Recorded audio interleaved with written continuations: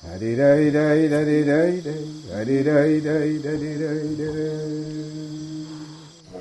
everyone. Live with episode 65, the Wide Awake in Babylon podcast, post-election special. I can't drive 60. It's a post-election special. Back when I was a kid, you had made to go 55. I know. That's the same age or something. You remember when the speed limit was 55? Yeah, Jimmy Carter. It was 1976. That would be brutal right now if you just did that to everybody. He's like, no, everybody, now you're going 55. Yeah. Well, some of those turns, you only want to go 35. Mm-hmm. Yeah. So. Mm-hmm. So, anyway, 65. Tom, Chris, Wally, Georgie, Isaac. Hello, Internet. Mm-hmm. It's cold up here. It snowed. Yeah. It's cold. It's still There's a snowing. Severe weather warning, it said. Yeah, but It's snowing right now. Yeah, it's I think still that's snowing, yeah. Mm-hmm. We're going to kind of ease into this because I know this election was a doozy for so many people.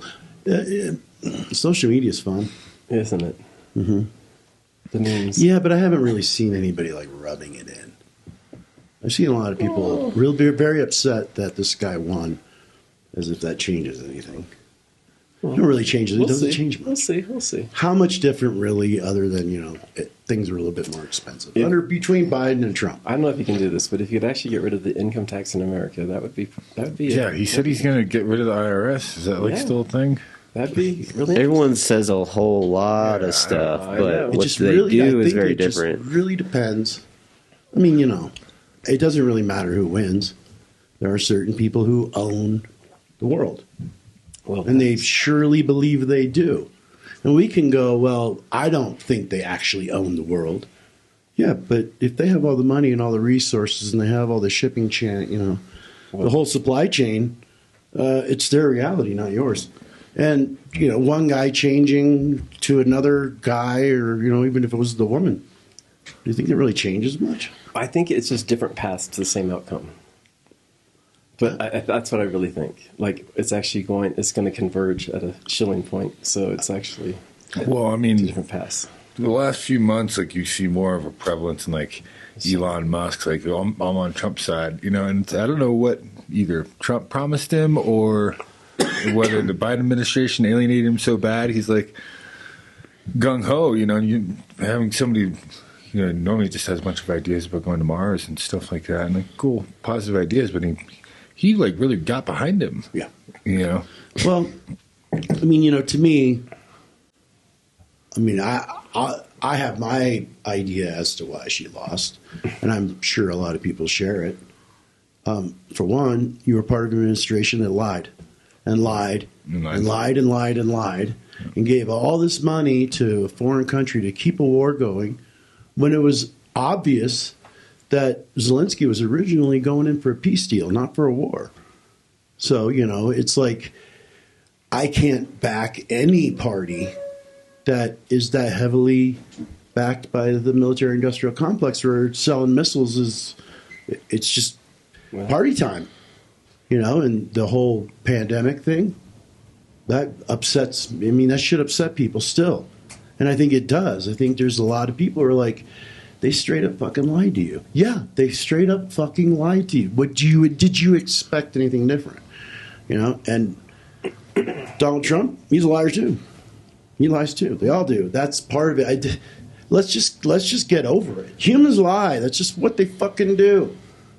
Humans with an agenda, with a desire, with a motivation, that's kind of, what's the word? That's not good. That's motivation. What is it? Come on, you know it. Nefarious? No. Oh, darn. But when you've got that much of your whole being riding on something like that, that's all you can be. Because you're trying to manipulate a situation so you get a good outcome. Duh. Right, I mean, who has never... I don't think there's anybody who's never done that. Yeah, I think, sure, there's a base level of, there's no human alive that hasn't lied. Sure, of course. There's people that can live in a very nefarious way that's very different than just telling white lies. That's has an agenda that's much more nefarious. That says some evil like weapons lies. of mass destruction. Or weapons of mass education. It's like, the young people now, they're watching this, and it must be very confusing. But, we went through it. I mean, we were kids with Carter, with Ford, with Carter, with Reagan, right? With Clinton, with Bush, and his son. Mm-hmm. And the lies weren't any different. They're the same lies. It's like... But I think the changes are coming, whether they like it or not. See, I don't think that change is coming in the halls of government. No, it's coming outside of government, right. For sure, right. 100%.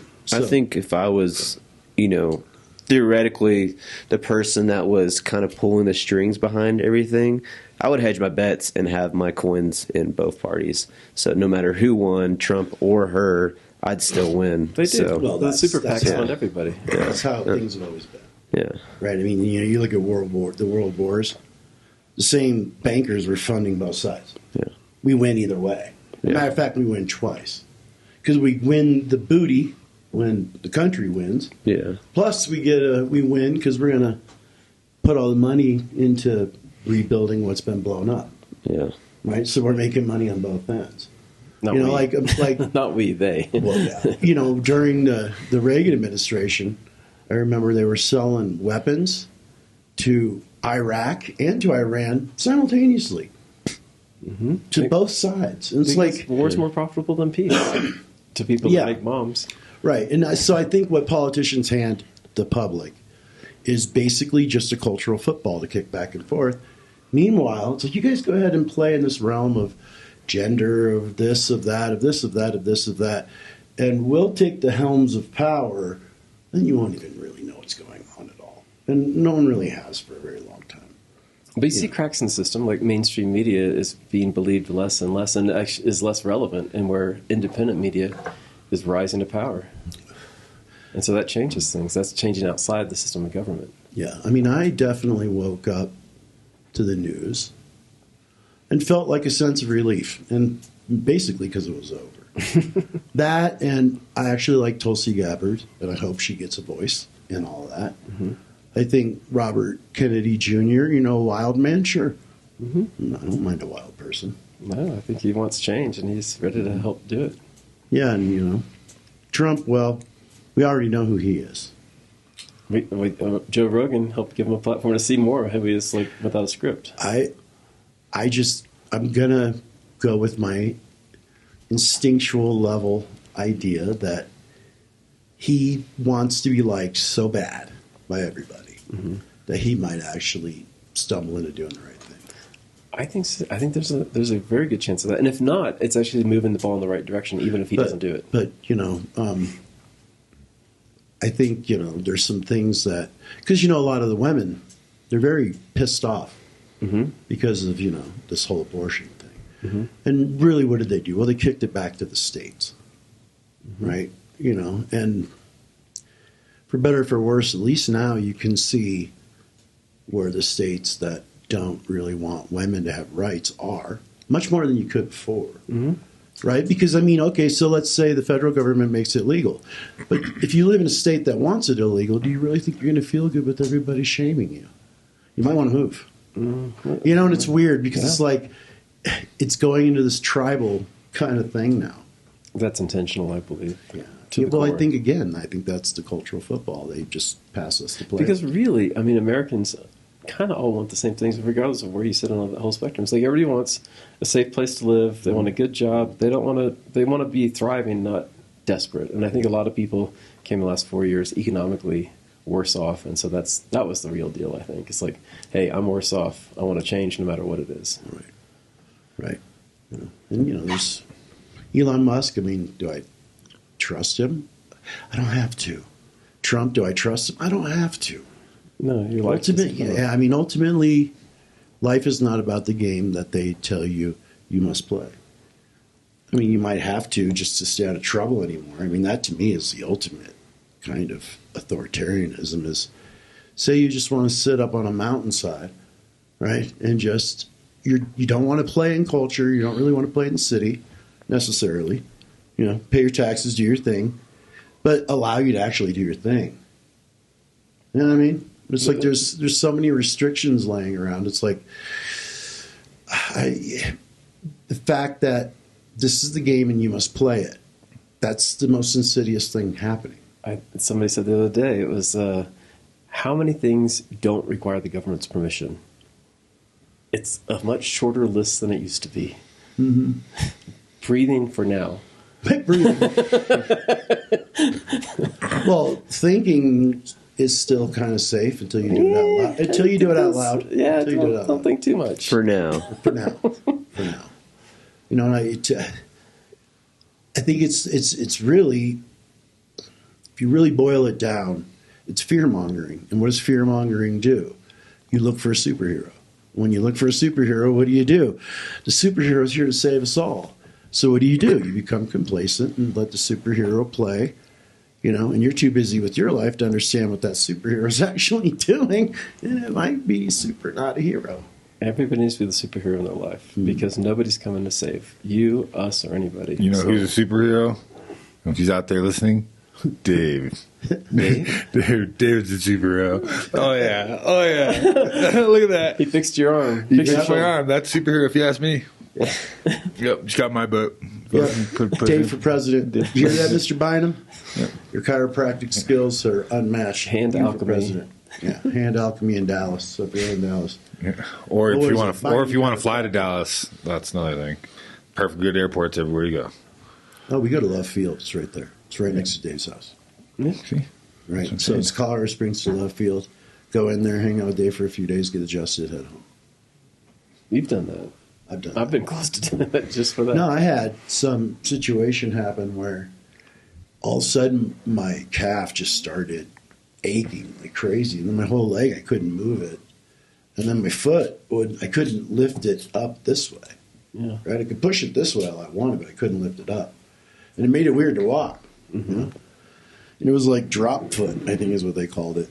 And I tried doing, you know, like, what do you call that, acupuncture, stuff like that, stuff locally. Went to see a couple of chiropractors, nothing. Like, get on a plane, get down here. So I went down and saw him for 5 days. Haven't had a problem with it since. You know, and yeah, because, you know, I think Dave focuses on what is important to him. Right? And so I think anybody who's doing that probably finds some skill in what they're doing. What's absolutely important to them. You know, and it's hard to do that when, you know, you got all this stuff going on, to really look at what is it you're good at and apply yourself to it. But what about the world? Yeah, what about it? You don't think it's been this way for everybody for infinity? I mean, it's probably been this way for a very long time. Yeah, are the masks coming off? Are the curtains being pulled? Is Oz being revealed? Yeah, every day. But that shouldn't make you afraid. It should make you go, holy shit, we've been living under this? Been listening to these people? It's like, ooh. Oops. You know, maybe we should stop. I'm excited we're living in times that are changing, that we're here for the change. And even if we don't see it in our lifetimes, we're at least here for the revolution. Yeah, and you know, I kind of have this feeling that even the people that voted for Trump, they're going to check him.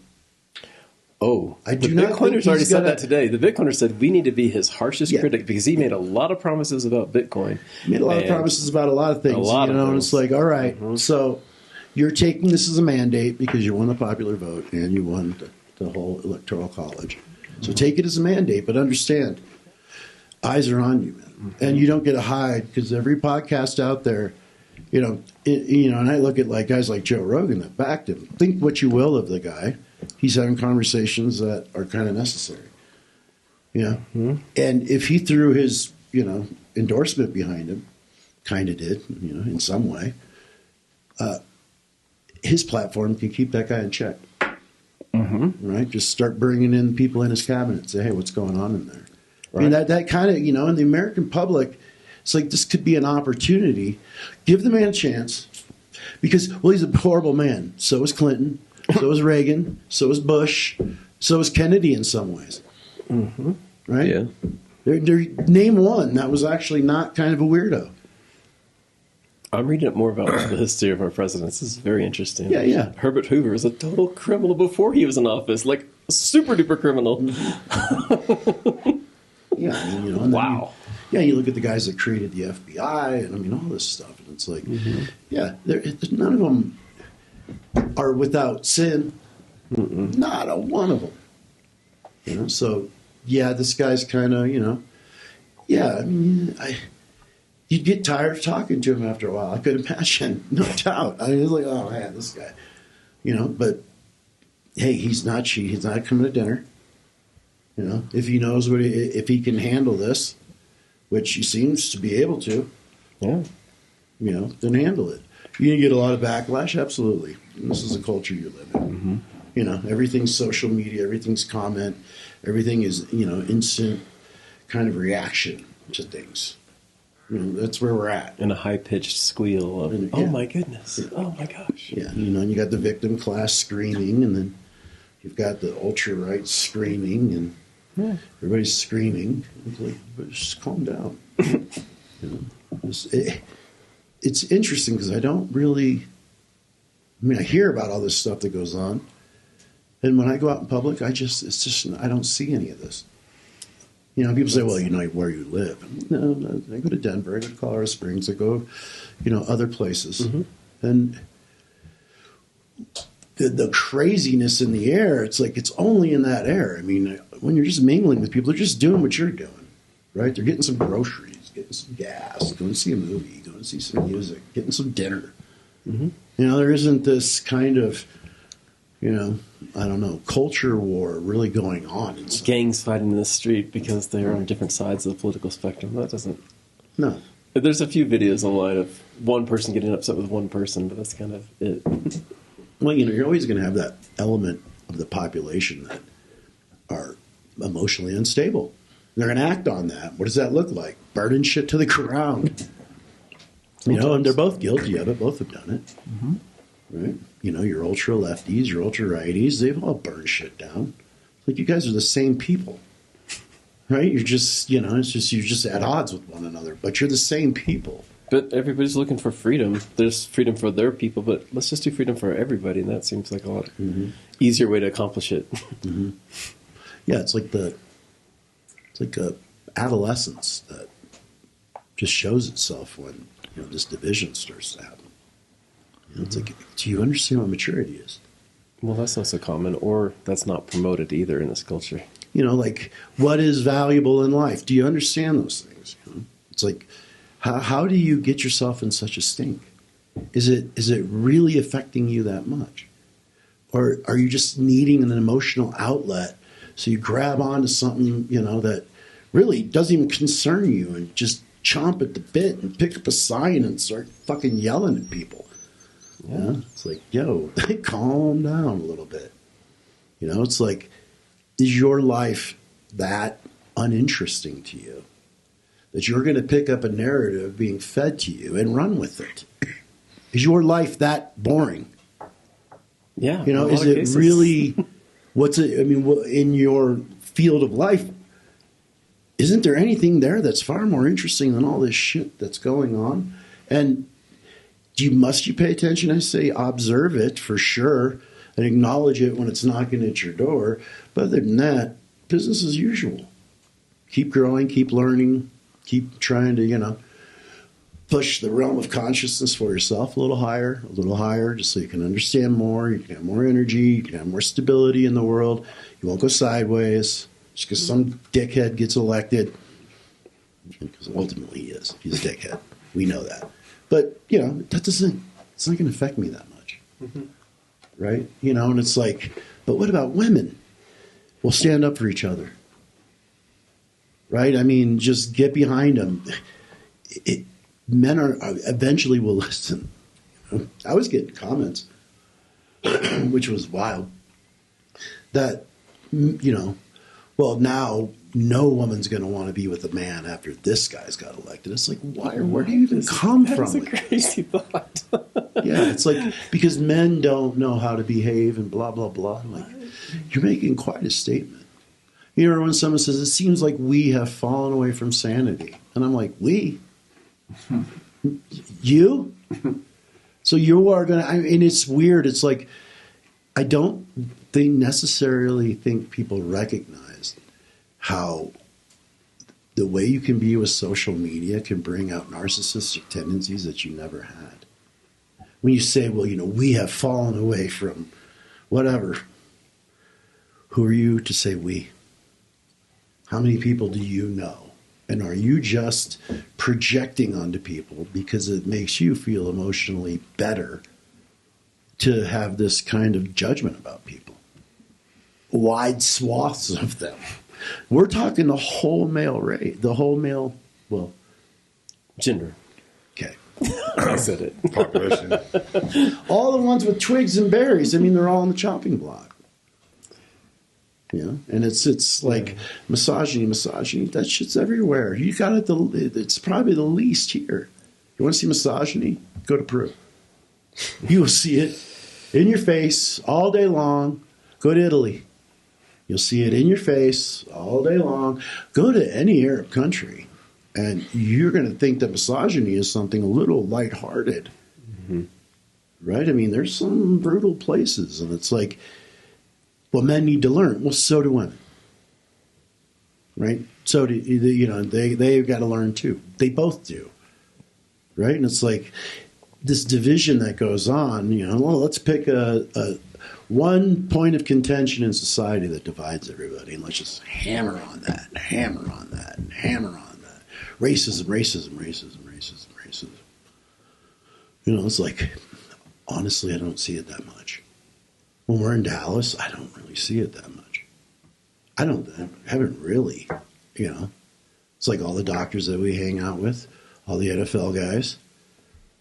They're the coolest, some of the coolest people I know. It's like, I don't know, the fact that color of skin has got anybody up in arms, that's just dumb. Right? And if enough people recognize that it's dumb, those dumb people don't really have a say now, do they? But if you keep bringing them into the limelight so you have something to fight against, you're not doing them any harm. That's what they want, the conflict. What you're doing harm is to the way that people coming into the system, the young, are looking at like how these things play out because they're just hearing sound bites of bullshit. They're not getting any real knowledge and real interaction, real wisdom about, the differences between people, let alone races. And there are differences. There's differences in cadence. There's differences in walking and talking. There's differences in the way we cook our food and do our things. Fuck yeah, let's have more of that. Mm-hmm. It's like I am so interested in what other people are doing. Not like, what are you doing? Like the NSA, but in like, wow, that's cool art that they do. The art humans do. The food humans make. The ceremonies humans do across the world. Right? And, it's like, do I like nationalism? No, I think it's violent. I think ultimately it's violent. I think, trying to keep people out or trying to look for a better place is kind of stupid. Right? But, it's like, how compassionate can you be? Because you have to understand the world is full of very dark people as well, right alongside all those bright ones. Right? And the compassion you offer to the masses, they're going to take advantage of that. You're going to see weaknesses, and they're going to come and try to take. And that's got to be a complicated element of the world, especially on a global scale, government, country to country. That shit's got to be nuts. We don't know anything about that. We just don't. Right? We can sit here and read our little memes and think we know something. It's like, no, you don't. No. Unless you really, really engage in whatever it is you're pointing your attention at, you don't really understand it anyway. Look how many people point their attention at God and they're still just completely confused about what all that is. It's insane. It's like, wow. So just because you got your attention on it doesn't mean anything's going to happen, right? You have to engage that. You have to acknowledge that. You have to see what's at play there, right? So you have to feel things. You have to think things. You have to experience things. You have to go through some things, recognize some things in anything, right? And that skill is not going to be developed from anything other than just a commonality across people, right? Not curiosity, but wanting to learn. And one of the things about learning that you end up learning, when you learn to learn, do you know what you end up learning? Is that your perspective is just one. You're looking at an object from one spot. And that if you could truly connect with another, now you see it from 2 and 3 and 4. And you don't need to own any one of them. And not one of them is any better than the other. But you get a full spectrum view of something that you once only saw one facet of. That's learning. Right? And it's like all of this talk, it's like you're stopping the learning. Right? If racism is a real thing, then fine. Start talking about it in a way that's real. Don't just start throwing epithets everywhere saying, because it's like, what's racism? I mean, I've watched videos where there's a bunch of black people saying there's no good white person. How is that not racism? Right? It's like the minute that these things get thrown out there, no, it's like people lose their cognitive capacity to see beyond the bullshit they're being fed and look at things in a deeper way and realize that, they're just trying to trip us up all the fucking time. And why? Because a people divided, you can rule them. Because if they're afraid of each other, you're the fucking hero in their life. Right? And that's just not how that works. It never has worked. The strongest foothold I think it's ever had on earth is like 1,000 years. Mm-hmm. Rome. That's probably the strongest foothold that ever was with that. Even Genghis Khan didn't last that long. Alexander the Great didn't last that long. Right? Those empires didn't last. I think the Chinese had some 3,000-year-old empires. They had some long ones. Chinese probably have the oldest continuous culture government. Japanese, too. They never got conquered because of their island. I know they're just small. No one really wanted it that bad. Right. Yeah, the Mongols were brave. Well, they were like the very end of the Silk Road, too. It's like only one direction to attack from. Right. So it's samurais, man. Ain't nothing to fuck with. Samurais. Shogun, samurais. Don't mess around. And there's. But then ultimately guns get bigger and bombs get bigger and world politics. Yeah. Same. Now we have lasers. Probably got sharks with lasers. Yeah. Pretty sure. So it's like it's the same game being played over and over again. It's just the stakes are higher than they've ever been. That's the only thing that really makes this one different from all the others. Right? Because, in World War II, there were 2 nukes in the world. They both were used by us, by this country. Right? And now, big enough war, there's hundreds of them, thousands of them. They can take everything out for the first time in human history. It can all be obliterated by one person, which is outrageous. Yeah, and that's what it comes down to is 51% of the country thinks it's okay to give that man a little red button. Checks and balances. Yeah. But there's equally crazy people across the world, and it's like a game of chicken or bluff or however you want to. We've been playing since 45. Yeah, you can't have stuff like that. It's like you open that door. I mean, it's got to come to it at some point. Sticks and stones, World War IV. Yep. It's like at some point you start making stuff like that. At some point you're going to justify using it, right? Especially if you enjoyed the spoils of war for so long. You're not giving that up anytime soon. That's and again, it's if you look at the people in your life and you see how many of them have, let's just say, some incapacity to truly understand life. Now give that person a military position of president. It's an interesting world. For me, I feel like, Trump's the lesser evil because, to me, he's not so clever and, devious. Like, Kamala, she's sneaky. She's kind of like a wolf in sheep's clothing, whereas Trump, I don't think he could get away with as much as she could get with, because I don't think he could pull it off without people seeing it and calling it out. Where she'll play ball. She's a snake. Yeah. Well, I look at it this way, it's like, okay, so who actually has been running the country? And Probably why didn't her. she say something. I mean, there's a lot of things she could have said that probably would have caused her to win. Yeah. It's like one of them would have been, so, you were part of this. It's like, the vice president doesn't do shit, right? Yeah. They're just kind of sitting there watching, kind of in on some things in case something happens. They aren't really the most potent person, right? They're surely not making policy. But if she says that, she discredits all of her accomplishments up to that point, then there's nothing else to go Well, on. I think what people need is honesty. Yeah. And I don't think Trump hides the fact that he's, a bombastic jackass. He doesn't. I mean, when he just sits out your face. 3 hours on Rogan, he was just talking off the cuff. Right. To where that cackle and the changing of the voice and all that, and, and not owning up to anything. It's like, that's typical. Hawaii happened under you. Maui happened under you. Yeah. That hurricane happened under you. Afghanistan, The withdrawal. Withdrawal happened under you. Mm-hmm. The absolute bombing of the economy happened under you.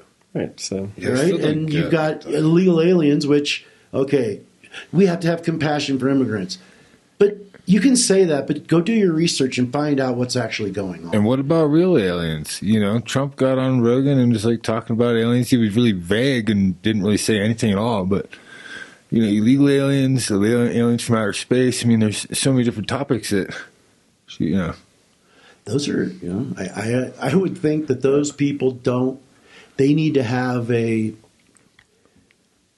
complete ownership of all that information.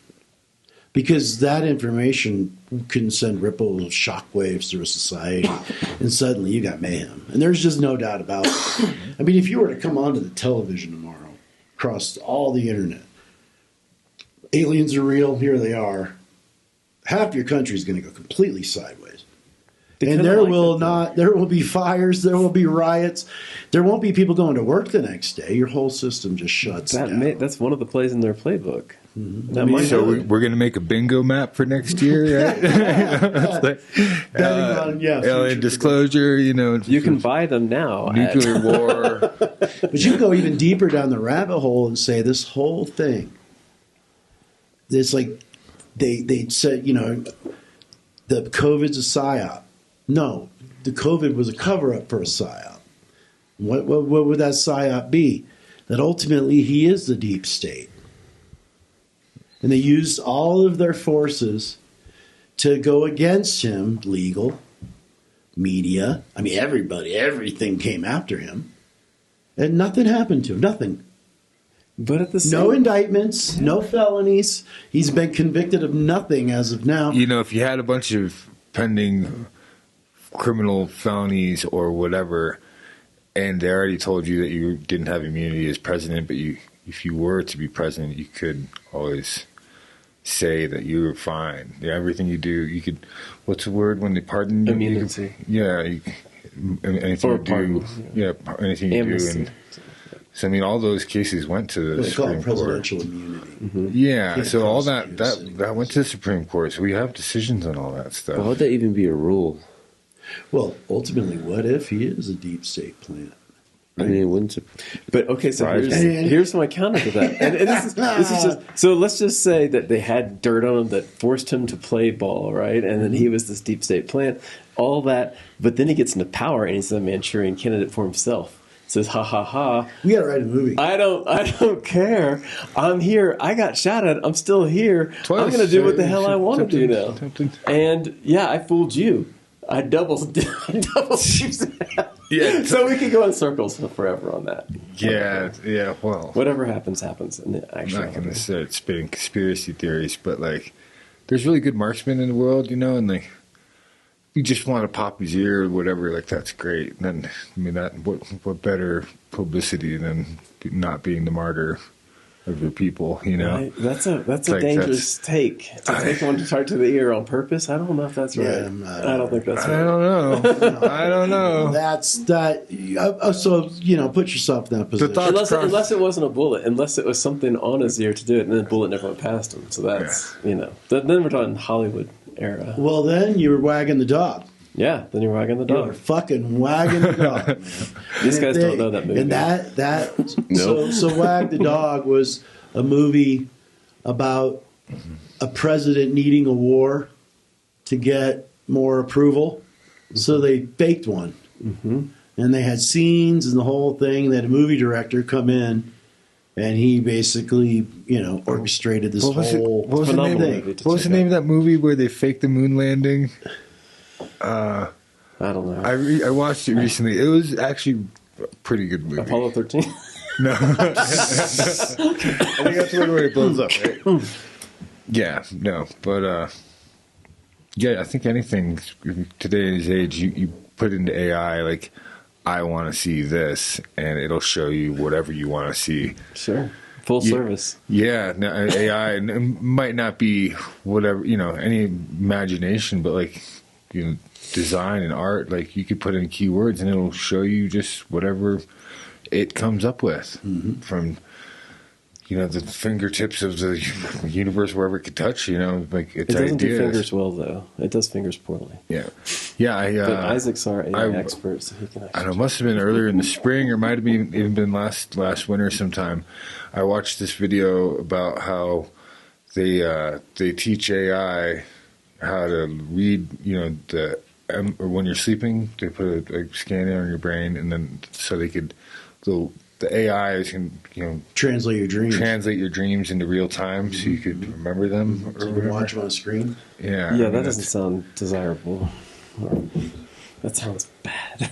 This is what we do. Yeah, we abstract everything we create. Yeah, I'm Let's go probably further. not describing it the best of my ability, but I actually think that that there really are two ways to go. One is growing and learning, and the other one is further into your own creation, until you stop recognizing what's real and what you've made, right? What's actually alive and what's not. We're kind of there, It's like, when you're talking about people, realize these are beating hearts. These are people with families, possibly children, right? I mean, it's just like if you can marginalize them, you can marginalize them all, can't you not? And it just gets really, really sticky when you start going down this technologically advanced road, because now you're going to get emotional stimulation from being on a holodeck. And where you are losing your grounding to being quickly, really quickly. You can't ever know if you step out of the holodeck. Right. Once that's you go what's in. made the psychedelics so important, is because we need to be grounded in the reality that is the program that we are being created through and by. We are a product of this universe doing the universe, whatever the universe is doing, and whatever made that. And that has a certain patterning that it's been throwing for eternity and will continue to throw. That's the base layer. And if you are not in tune with that, and you're going to create your own, and you're going to adjust all environments to your liking, that's not conducive to what's happening in the fullness of life. It's very conducive to a certain bandwidth of consciousness. It's certainly a place you can, invest your energy into, but there's no benefit to it. There is the well-being you will feel there will be as artificial as the intelligence you're using to create the experience you're having. Mm-hmm. One big solar flare, it's all gone. That's just so a great idea. I don't know. I don't know either, because we don't know a life without all of this. Yeah, but if you're forced into it, if the sun decides to pull some shit, I'm down with it. I'm cool. I mean, I'm not going to flip out. I'm going to go, oh, no power. You'll adjust. You'll adapt. Or you won't. And if you do it, and if that does happen, and you do have to adapt, it's like ultimately I can see where everybody be afraid there's no electricity.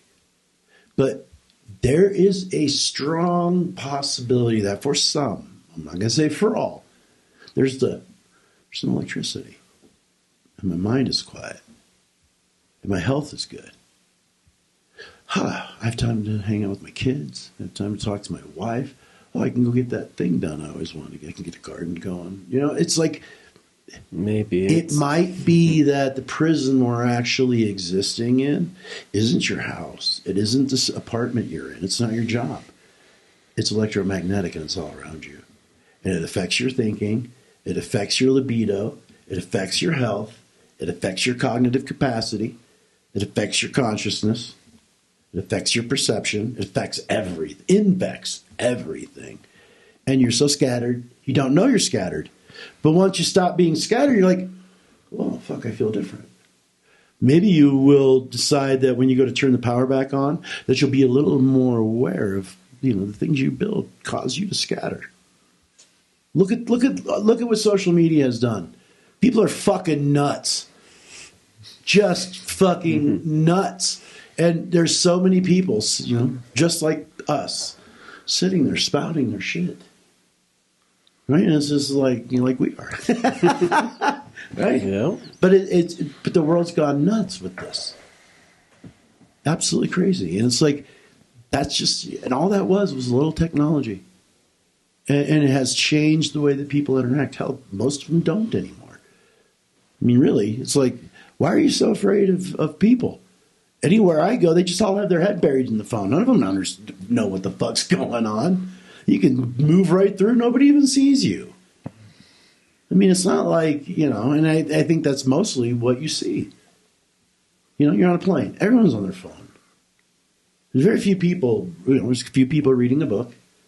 But I wonder if that's just virtue signaling.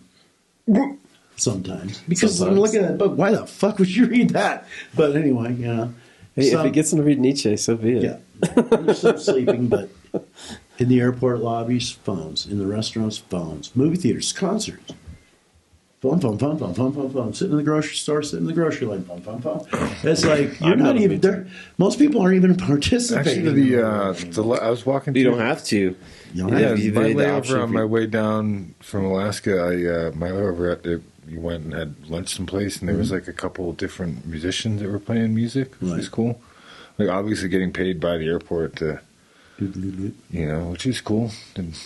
But I mean, it's nice to be able to have live music out in busy airport. And once again, there are a lot of people that are just sitting there on their phones. But no, there's like 4 or 5 people just like in front of this position, just like it's a great place to eat a burrito. Mm-hmm. Yeah. Mm-hmm. There's still hope in the world. It's not dead yet. No, I will not say it's got dead. a whole bunch of dedicated maniacs though. Mm-hmm. Yeah, and all go in different directions. Yeah, it's like if you're really buried, if people are buried in that phone, and really most of the news is not around you. Most of what you're reading about it has nothing to do with the life you're living. It's somewhere else. And I've always kind of wondered that. It's like, so are we supposed to care about everything all the time? Because you're going to run. I mean, it seems like a very noble idea, but that consumes all your energy. You're just going to feel depressed. Every day you're going to see a starving child. You're going to see human trafficking. You're going to see governments treating people horribly. And it's not that you don't care about it, or it's just that you need to deal with what's in your immediate. Yeah. Right? It's like think globally, but act locally. Not think globally and meme about it all. Do something here. Where you're at. As again, there's one thing we know for sure: if there's a solar flare and it knocks everything out, the only community you got's your neighbors. Yeah, that's true. We know that. And to me, it's like that.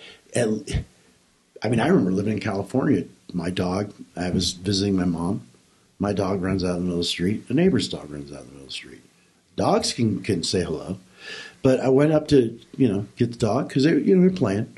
And I looked at the guy to say hello. And nope. I'm getting my dog. I'm going here. It's like, whoa, this is so weird. You can't even say hello to somebody.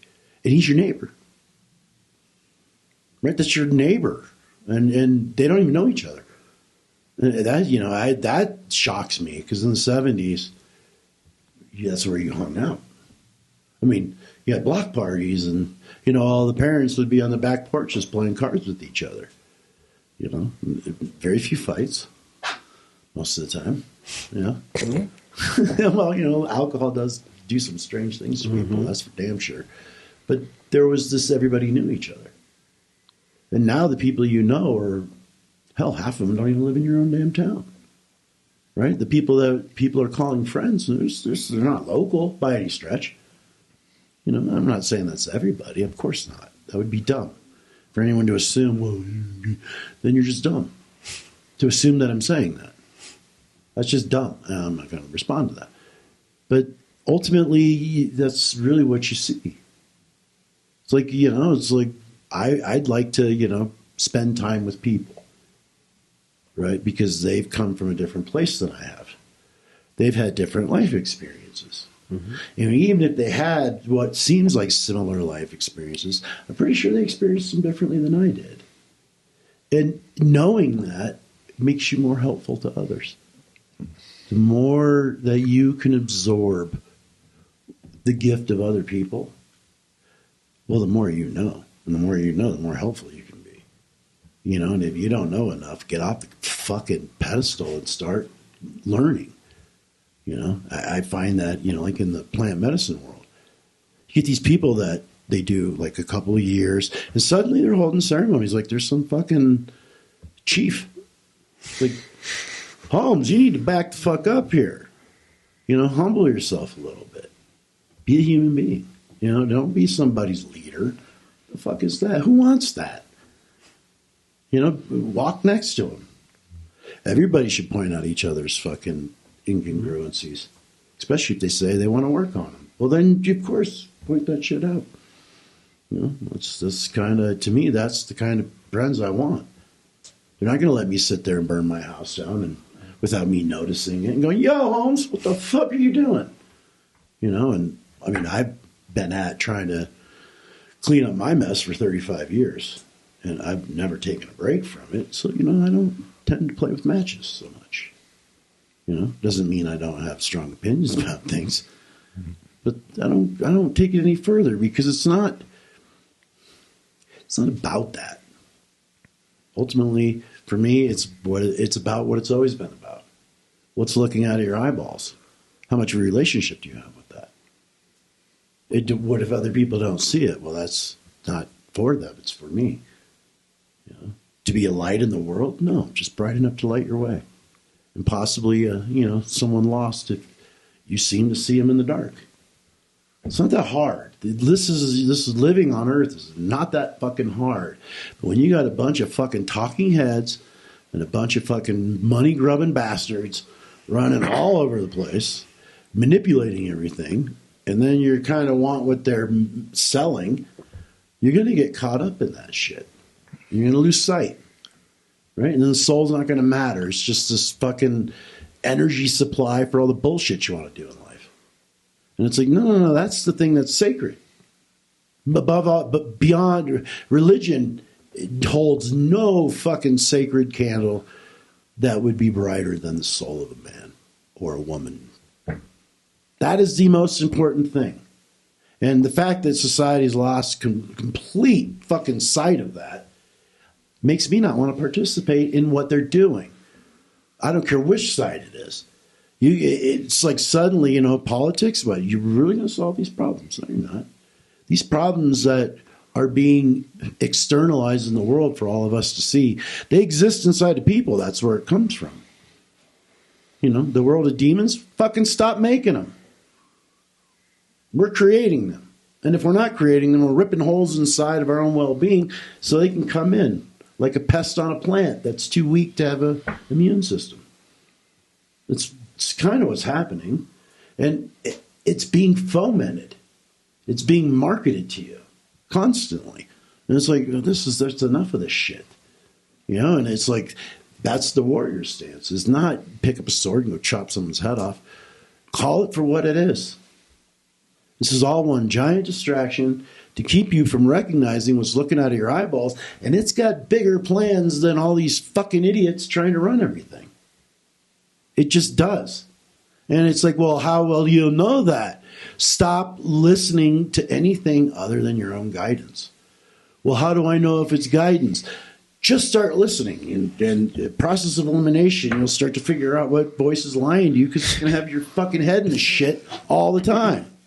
And the one that's actually worth listening to is going to have you sitting there pretty satisfied of being alive without the need for so much. It's pretty obvious, right? And you'll feel more intelligent. You'll feel more grounded. You'll feel more capable in your relationships, more capable of clear communication with people, right? You're not hiding anything. You're not being coercive. You're not being manipulative. You're not trying to fucking take advantage of things.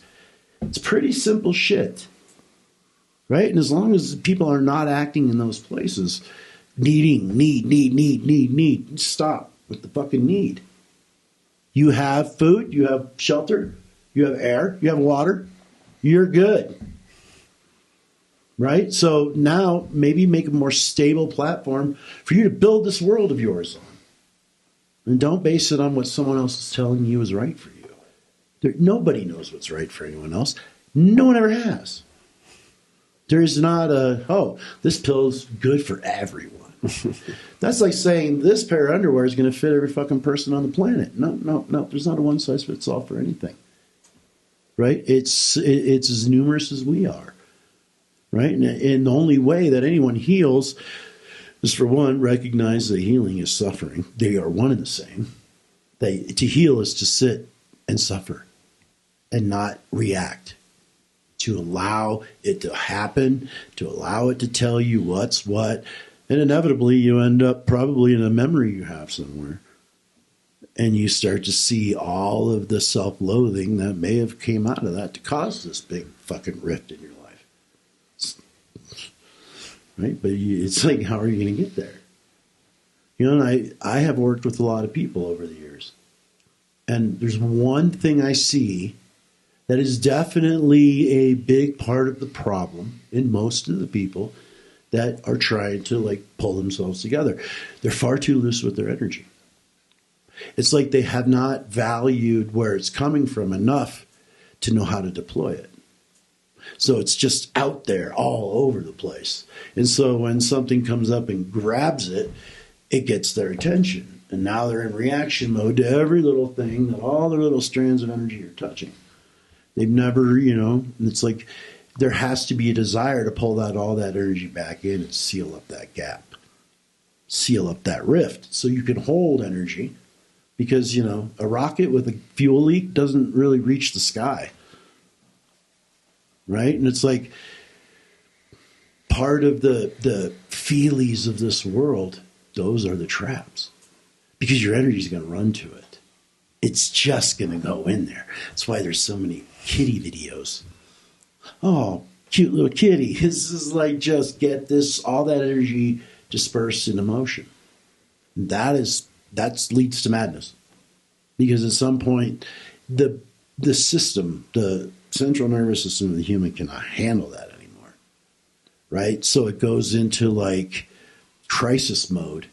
And it's in crisis mode is the ends justify the means. Right? I mean, isn't that what war is? The ends shall justify the means. Mm-hmm. Yeah, that's a dangerous place to go, especially when you had the power to keep it stable the whole time, right inside of you. Just had to own it. That's all. Just had to be responsible for it. That's all. Just had to suffer, the imbalance of it when it happened. That's all. You didn't have to go out and fucking go crazy. You didn't have to divorce your wife. You didn't have to fucking go slam someone's head against a car. You didn't have to go to fucking, the wit's end and get dark.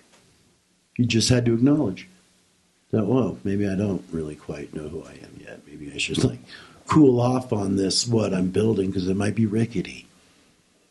Right? Because I'm feeling a little rickety. And I think the acknowledgement of that is really where humans need to go.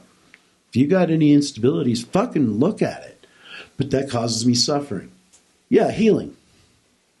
Because you're going to listen to that. It's like the old guys. They all used to say, pain is the greatest teacher. Well, why is that? Because you'll listen to it. You will fucking listen. And you won't ever want to do the thing that causes you to go back to it. You'll be less likely to. There's an inclination not to. There's an inclination not to, but then there's also a masochism inside that usually wants to keep doing that wants further learning. Right. And therein lies the struggle of a human being. It's like we think we're against this thing outside of us and we must fight it. The fact that you recognize it means it's in you. Mm-hmm. There's just like, wow, you're going up against yourself. Because it's like, okay, you can go scream and cry and yell and it's unfair. Where's your well-being in all that? Where's your stability? Where's your strength? Where's your courage in that? There isn't any. You have dispersed all your energy into victimhood, into fucking the sky is falling mentality. And that's just, I don't see how that's conducive to anybody's growth, to anybody's well-being, anyone's happiness, any real love in the world. Well, I mean, that would be called a step back. And a step back is the wrong direction that you're trying to go, but it's part of the learning process. Mm-hmm. So, although it's not progressing you down that path, it's still part of the process. Like, oh, I have to learn again. I have to learn again. Well, you can do 2 steps forward and 1 step back and just be always in anxiety. Or you can take a deep breath and take one long, completely coherent, conscious step, and you'll cover the same amount of distance. Mm-hmm. Right? And you won't have to worry about making up that step. But that's, again, I think the way that this system creates the distraction, it makes it move so fast. You just get dizzy in it. You can't, it's like it's so hard to break away and actually slow down enough to go step, take another step, take another step. It's always run here, run there, got to run here, got to be here, got to get there, got to get to bed, got to wake up, got to blah, blah, blah, blah, blah. And it's weird because we all feel like we have to do that to some degree. But what's telling us to do that? It ain't my soul telling me to do it. My soul's like, yeah, you got it. It's fine. There's food in the fridge. Just chill. Like Carlos used to do. I would always want to be like, let's go do something. Let's go blah, blah. No, Cristobal, just wait a minute. We'll go in a little while. A little while would turn into 10 hours. I'm sitting in this cabin, no electricity, nothing to do, just chilling, right? Watching him play blackjack with the 8-year-old. Just sitting there playing blackjack for 8 straight hours. And I'm antsy. I want to go do something. That's a long time to sit there and... Trust me, I suffered that more than one day. More than one day. And that wasn't the only situation. I mean, I sat there as we were sitting on on a log at the campground. We were at a campsite. A friend of ours. He's like, yeah, we should get going. We didn't go anywhere. Didn't talk, nothing. Sat in silence for 4 or 5 hours. And I'm just sitting there tapping my foot. I'm trying to honor the silence, but I mean, at that age, shit, I had no silence in me. It's like I could say, I sat with him in silence, and my mind was quiet. No, my mind was chattering like a motherfucker, man. It wouldn't stop. I look over at him. He's in some other fucking dimension. I'm just not there with him. When he was nice, he'd pull me in with him, but it wouldn't last long. Because the distractions are all about. They're all about. And I have been, working with that for 35 years, consciously, trying to remove distraction. But you have eyeballs, so good luck. You have eyeballs, you have hands, you have things telling you want this, you need that. It just doesn't stop. No, it doesn't stop. And it just gets more adamant, and it's hard to break that cycle. Dieta helps. It helps you break that cycle and see that, it's so but easy to go back in, though. So like with the power going out, pretty much being in dieta is the power going out. You have no electricity. Yeah. You have no running water. Right? Yeah. Right? You don't got TV. You don't have a cell phone. You don't have headphones. You got a book maybe. And maybe a pen and some paper. But you had no electricity. How'd you feel? Fucking amazing. Yeah. Right? So it's like they sell you the idea that your life will suck without this. And we go, yeah, it would. Why? Because we're watching everybody else pretend to enjoy themselves in it. We're like, I want to be like that guy. Do you? You know how many guys want to be like P. Diddy? Not me. Not I. No, nowhere close. So I just want to be a regular common guy chilling in the mountains doing his thing. Raising some chickens, helping people out when he can. Right? Honoring life itself. There's not that much that you need, and when you realize there's so little that you need, it kind of hits you kind of hard. You're like, all this stuff in my life, yeah. I don't know. I don't need it. Everything I need is right here. Creating things, though. I mean, art is necessary in life. I am absolutely with you. If you're gonna, art that you hang on the wall is cool, but art that you could do 3-dimensional and use every day is cooler. Yeah. Living can be art. I think everything is art.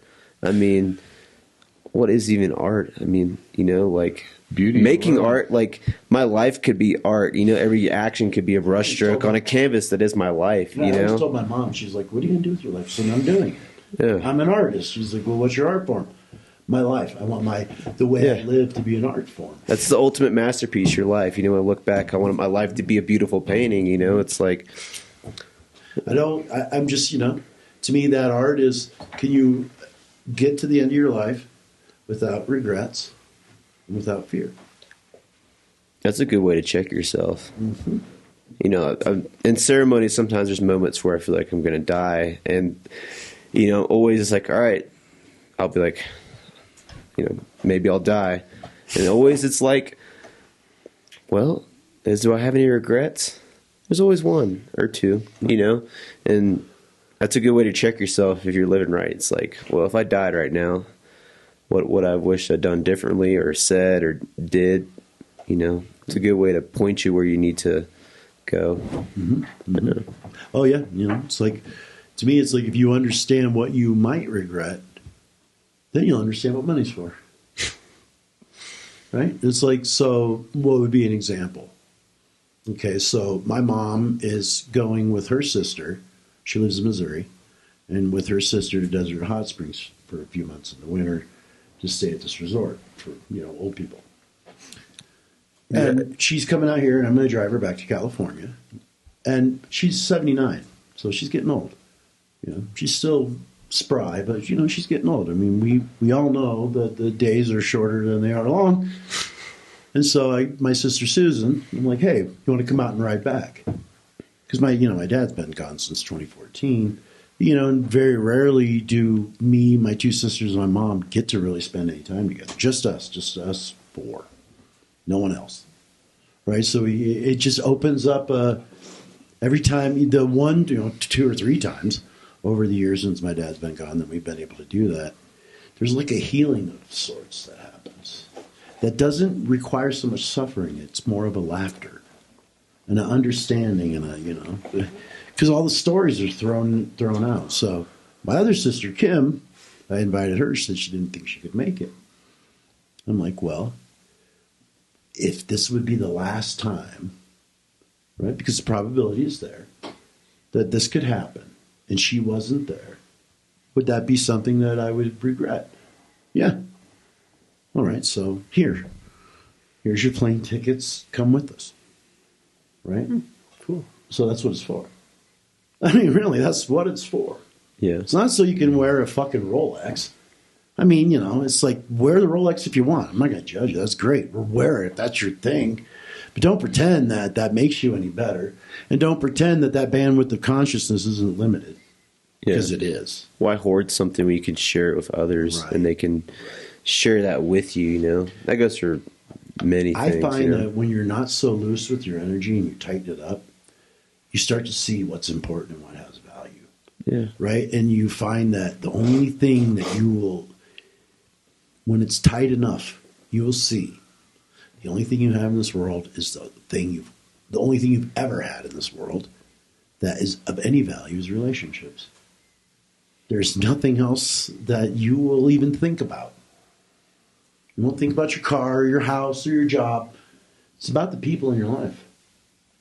Right? You'll be going, who made an impact? And hopefully you do that before you're on your deathbed.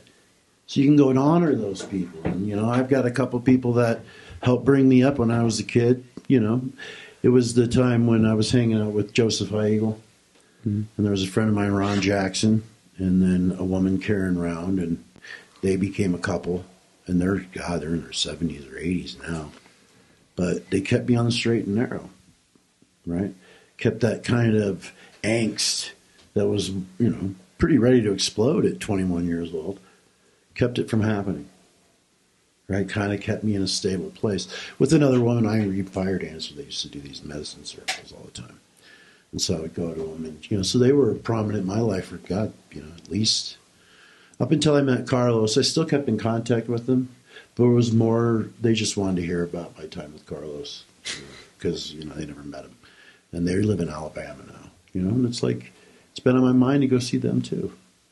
It's like these people mattered to me. Yeah. So I'm going to go honor them. Yeah, you should. My friend Chip, who was a lifesaver for me after Carlos passed away. He just passed away this summer, and I'm really glad that I took the time to go down and see him several times before that happened. Because it's that honoring. I think that's something that's been coming up for me a lot is gratitude for relationships, especially since living up here. There's moments where I just kind of take a step back and watch everybody interacting, and I just feel really grateful for the relationships I have in my life. And I don't know, I think gratitude can just change things in such a way. I mean, you can have such a bad day, and then you just, instead of focusing on all the negatives in your life, you can just kind of look at everything you have. Like, you actually have so much all the time. If you can just look at that and not look at what you're lacking, it's like stepping into another dimension, actually. It's crazy. Yeah. And you get a lot. Something that I said the other day that came to me, and it was like, if you're going to ask for something, offer something in return. We're always asking for things, but when do we ever say,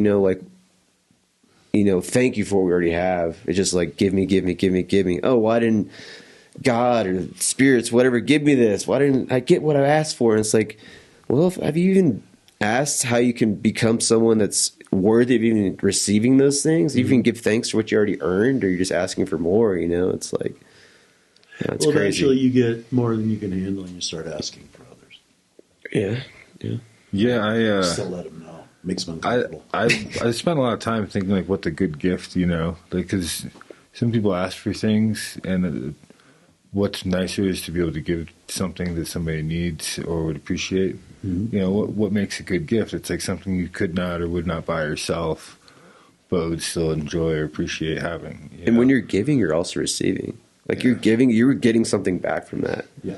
The universe, the universe will shower upon you blessings, and then your cup is overflow. It's like, if you take it if you need it, pass it on, and the more you give, the more the universe gives to you to give, and so I mean, it's once you get in that positive wavelength, and the universe will.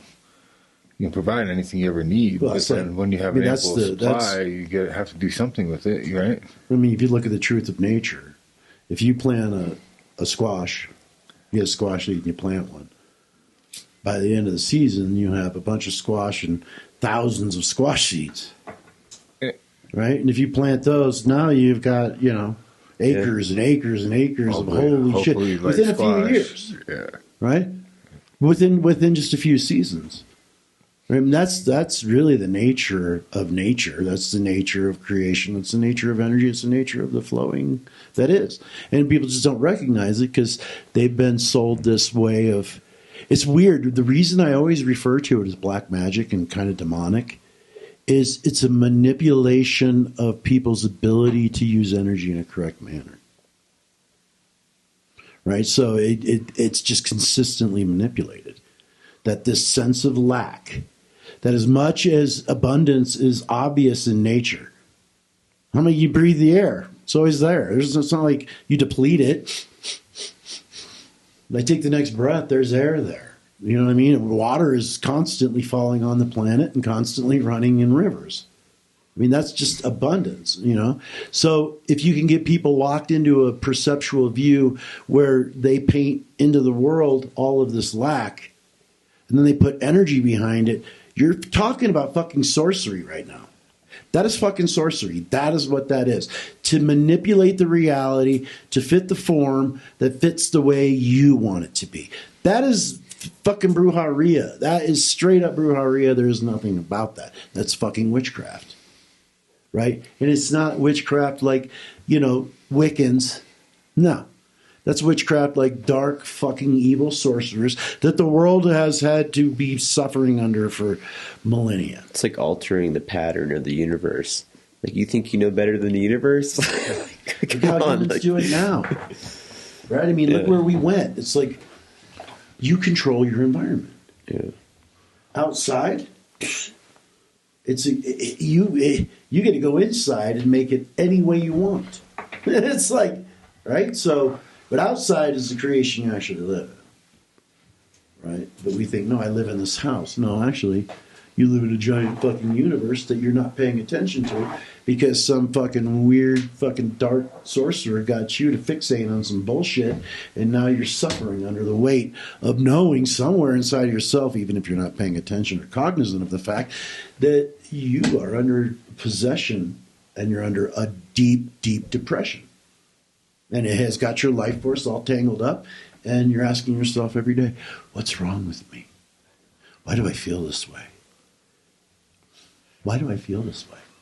I don't know what I'm feeling. I'm so confused. I mean, that is the sign that you're under a spell. Human beings are not dumb. They are the most brilliant fucking creatures on planet Earth. We try to act like we don't know, but we know. I've always said. I'm very guilty of that. I'm sure it's everyone. Here's why people can't get over their problems. Because they pretend to not know something they know deeply. They just don't have the courage to actually face the thing. So they pretend to be confused about it. Mm-hmm. Yep. I know that one. All the time. Right? So really, if you're going to help anybody, you're going to show them that why that confusion, you're going to help them see why that confusion is there. Right? Which can be relentless. Thank you. It's like anybody read Carlos's books, that shit happened. Those living situations were real. That shit was real. That was just chaos on steroids. Those are some people's favorite parts of the books, actually. They should be, because what you're seeing is people like being straight up and honest about how they feel about something and the kind of reactions that happen from that. Right? It's like it shows you really how immature human beings actually are. Is there some that are? If they check themselves, not all the time. You don't have the strength to hold, the capacity of adulthood for permanently yet. It all falls to childishness at some point. I see this over and over. And it's like, well, there's certain people that are. No, I've spent some time around some, the more successful, prominent people, and they're more of a mess than the guy changing my tire at Big O. Well, isn't childishness? Yeah, childishness. Isn't that technically, basically being loose of your energy? Yeah. So, and you expect a child to be that way. Yeah. Right? Yeah. That's how you learn. Yeah. But after a while, one thing they should know, and sometimes they just won't let you teach it to them. They're just going to have to learn it themselves and just have faith they're going to be able to figure it out. There's going to have to be a point of discernment. Because I've reached out, in my youth, being adventurous, going all over the place, mingling with all kinds of people. I've attached my energy to things I ought not to. Of course I have. But it's knowing that. It's not about everybody going, oh, you did that. It's like, you know what? Yeah. You know who's really feeling the fucking sting of what I did? Me. Yeah. Right? So whatever you have to say, go ahead and fucking say it. It's not that I'm not listening to you or I'm denying it. I'm just focused on what the fuck that is, because I don't want to live with it. Yeah. Of course not. And those things get more complicated as time goes on because, some of them are easy. You're like, oh, it's this. Easy. But after a while, you get down there and there's like this thing that gnaws on you from fucking who knows how deep in the past. Who knows where it's even coming from. Yeah, it becomes more subtle and it's wanting to intricate. gnaw at your well-being all fucking day. It's like, okay, you keep it in check, but inevitably that's got to go. Yeah. And you're diving deeper down into that, and that's not for everybody for sure. But if you're cramped in your current frequency of energy, you need to expand that. That's the only way to do it. You have to discover what these things are. What are these things that have got you distracted? What are these things that are causing your energy to get loose and start attaching itself to things that have nothing to do with you at all? It's like, but it's important, yeah. And if it was supposed to be in your life, you'd be staring right at it. Not by choice, because it's what's in front of you. Right now, it's like you want to do something about something, then get in front of it. You know what I mean? Yeah. It's like you can't just do that from the comfort of your home. You can have opinions about everything, but get in the world then. You have a way you want it to see it be, then Go ahead and try to apply that. You'll find that you're going to fail. And then you'll come to terms with, it was not meant, this place was never meant to be your fucking paradise. This was meant to be your escuela. It's your school. Right? And we're all students here. There's nobody here that's the master of anything. How do you know that? You show me one person who actually knows what's looking out of your eyeballs, where it's looking from, the point of origin, and where that comes from and how that operates. And don't give me some sciencey bullshit. No, you should be able to show that. You should be able to walk in the room, look right at me, and I should be able to go, oh, I fucking get it.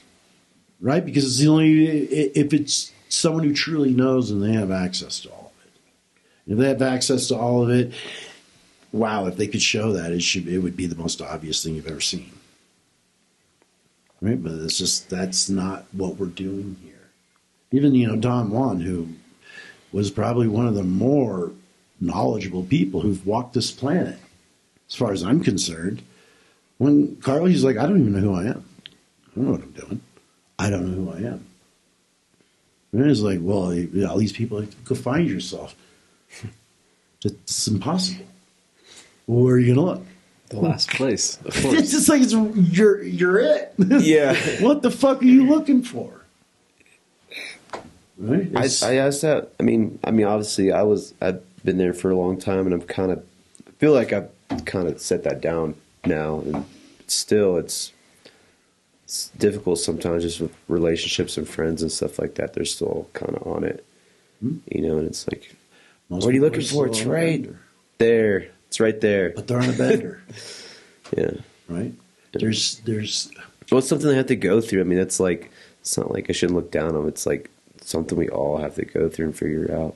If someone says yes to dark sorcery, you don't get to stop it. Yeah. And what I mean by that is, do they know they're in it? Probably not. They're still caught up in that this game, they'll win. Yeah. And the game is basically the distraction to keep you from actually acknowledging that you are still an evolving being and you're not complete and you have no real knowledge about what's beating your heart, the air you're breathing, what's looking out of your eyeballs, or why you even have intentions or desires at all. Yeah. That's really where human beings are at. And anybody, well, I'm an expert on emotions. Well, get the fuck out of here. I think all you can really do is show them yourself by living that you that thing they're looking for. You found it. You can really, I can say all these words and it's like this and that, but all you can really do is just try to show them, inspire others with your actions and how you live. I mean, I think it's the only way I can really help nudge someone on that path. It's yeah. Well, I mean, I always say keep your energy tight, but keep your door open. Yeah. Right. And if you feel the draft, shut the door. It's not that hard. You're not. Are you to engage every single person you see? There's days where I'd like to, just because. Let's see where this goes. Sometimes I'm lit up like that. I just want to talk to every single stranger I meet, and I actually like those days a lot. Actually, you just roll with what is. Yeah. And there's the days where, you need to be alone. On the days you need to be alone, don't go hang around a bunch of people and get frustrated by them. That's just dumb. If you got to just go be alone, just go be alone. Instead of sitting there, God, I need to be alone, all these people, all this fucking noise. It's like, well, get up and go. It's not that hard. It's like, and I think, people should be respectful enough to not take that personally if someone needs to be by themselves. I mean, that's what kills a lot of relationships, right? Yeah. Like the guy's all, I need this to be over now. And the woman's like, I just need some time. Oh, what do you mean? What do you need time for? Can't we just do this now? I mean, that's most men. That's how they act. They do. They want a resolution right now. But what they don't understand is women really need to feel all the way through it so it's clear to them so it doesn't continue. And men have a real hard time letting them do that. Right? But if we had that respect of, you need time, take it. And you go take that time. And don't bother them.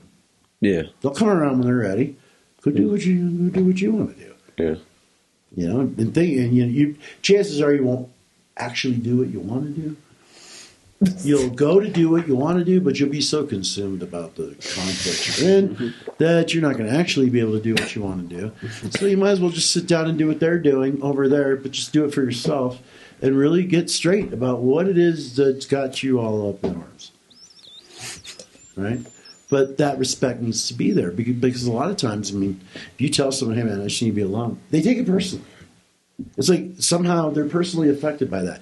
And the only reason is not because they're being, rejected or, frowned upon. It's that loose energy again. Their energy's loose.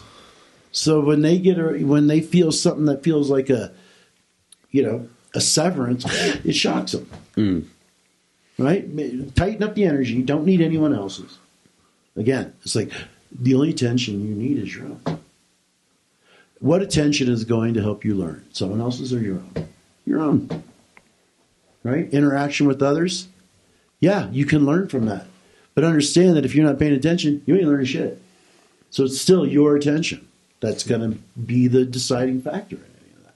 I've been learning a lot from other people. Yeah, you should. Just by watching other people and just watching what certain things people do make me feel, and then I can use how that makes me feel to look at something. Like using everything as a mirror. Yeah. It's a better way of saying how it makes you feel, not it makes me. Yeah, yeah. Because the minute you say, well, that makes me feel, you're a subject, you're a slave. Yeah. You're saying I'm a slave. Yeah. That I have no control over how I'm going to feel. It's all your fault. That's just ridiculous. You chose to have a fucking meltdown that's your business. That was a big door opener for me when I kind of got into this whole work, was that, I can choose how I am and how I act. Like I get to choose. I don't have to be like this. Mm-hmm. Because part of that dark sorcery is it causes your energy to go into reactionary mode. Because you always feel like you're being attacked. Yeah. Always. There's never a time where you don't.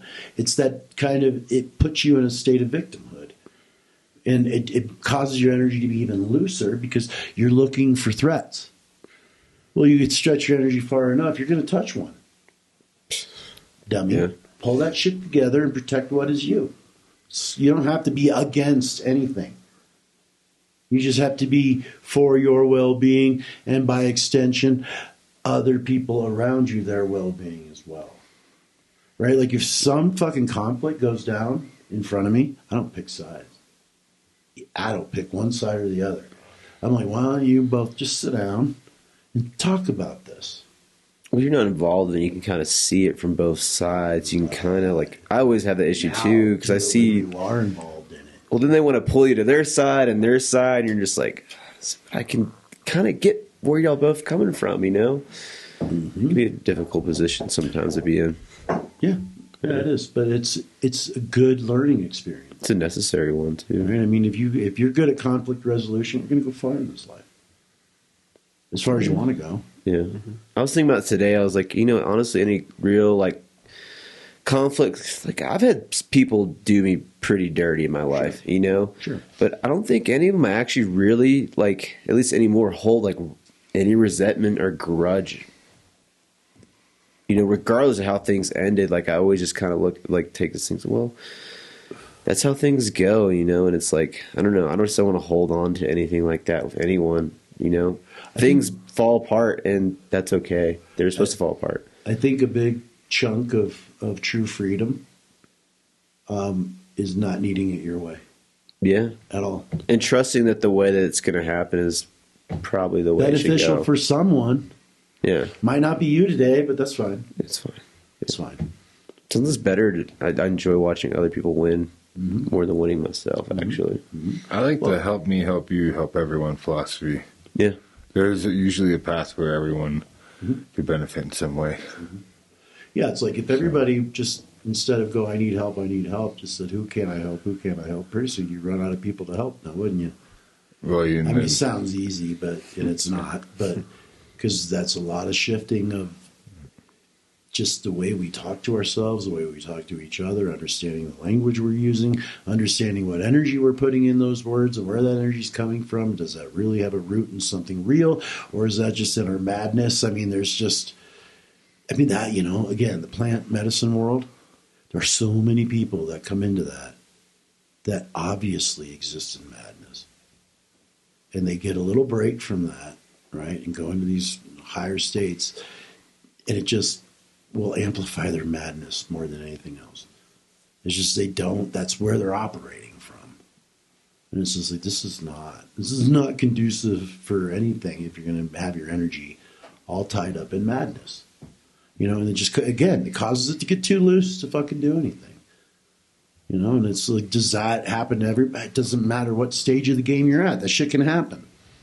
You can be the Dalai fucking Lama, and that energy can get loose, and you can just fucking fall right down that temple you're standing on. It's not that hard. I mean, really, falling down is the easiest thing you can do. Right? To me, it's like I've had some rude awakenings in my life as I've aged. Because some of those people that, I ran around with in my 20s were stunning fucking medicine people. And I do mean stunning. And to watch them fall completely apart. It's like, what the fuck? Because you figure when you're young, you achieve this state of consciousness, you win. No, you don't. This isn't a game. This is real. And your actions fucking matter. Right? The way that you are in the world fucking matters.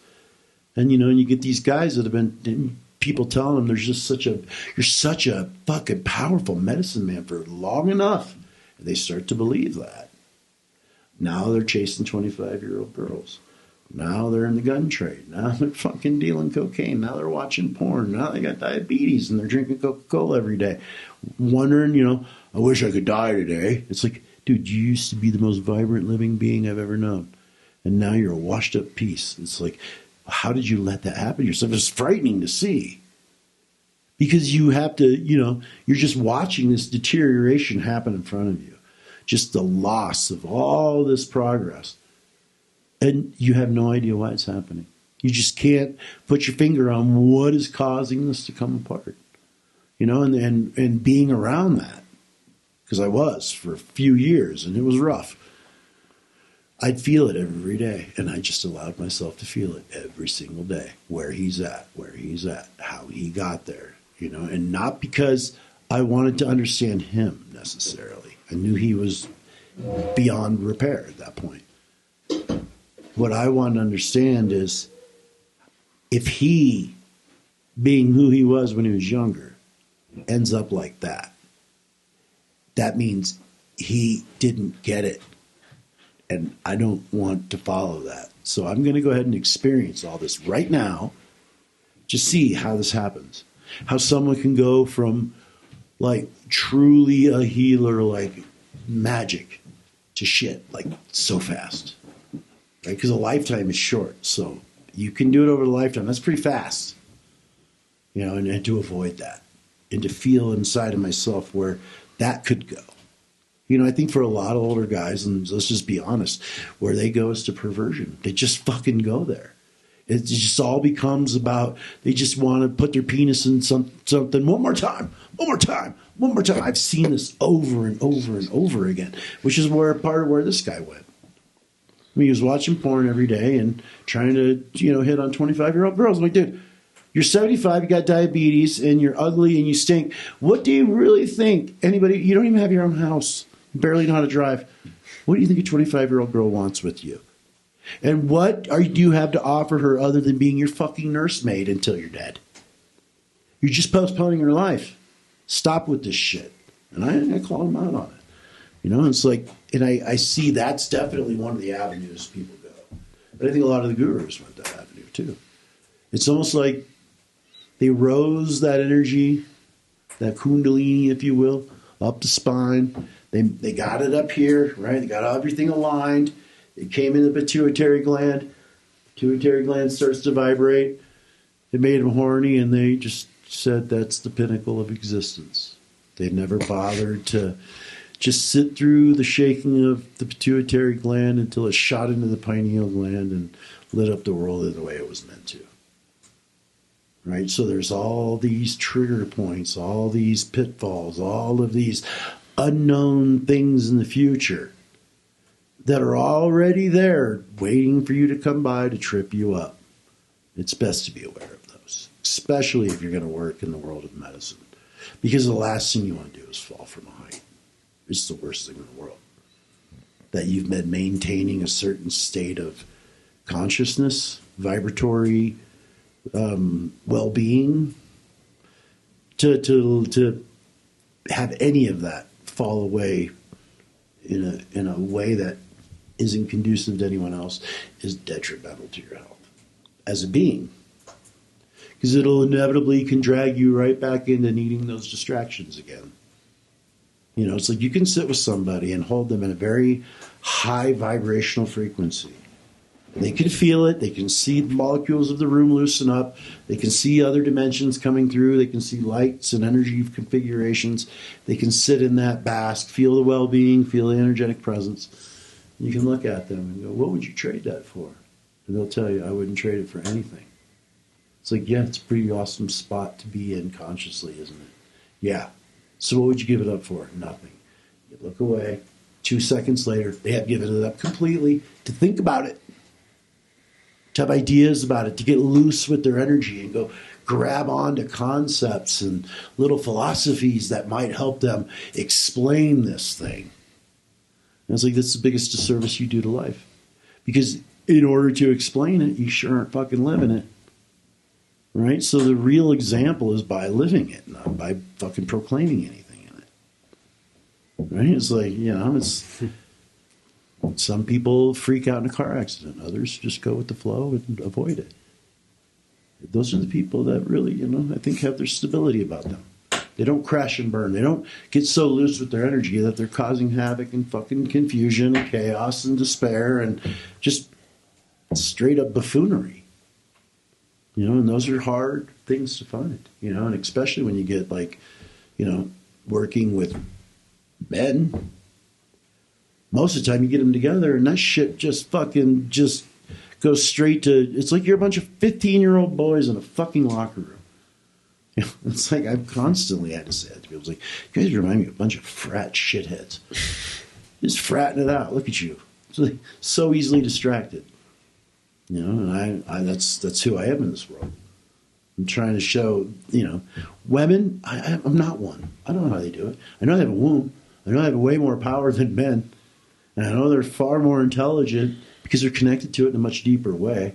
And yeah, you should fucking listen to them. And you should fucking respect them no matter what, because they're scary. The power they carry is scary. It's scary to a man. Any man that doesn't admit that's a fucking idiot. It's scary. Yeah, they scare me. Dude, they produce fucking other little humans. All you do is go, thanks, babe, make me a sandwich. They're carrying life, bro. It's like, what the fuck is that? And I think, you know, and it's inevitable. Maybe some of them don't know it. It gives them a deeper connection to source that we don't have. That's something we need to learn. That is something they carry. But in the world of physical, they're a little off. I mean, it's just, they're good in heaven, and they can manage earth. We're good on earth, and heaven scares us. That idea of a whole, you know, because what does a woman want? More, you know, I've been in relationships. What do they want? They want closeness. They want intimacy. They want touch. They want this thing that causes men to get real uncomfortable.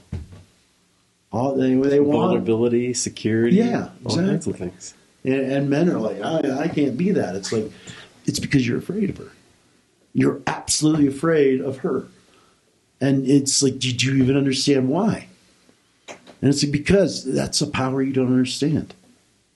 And you could say, oh, you know, have your little ideas about what all that is.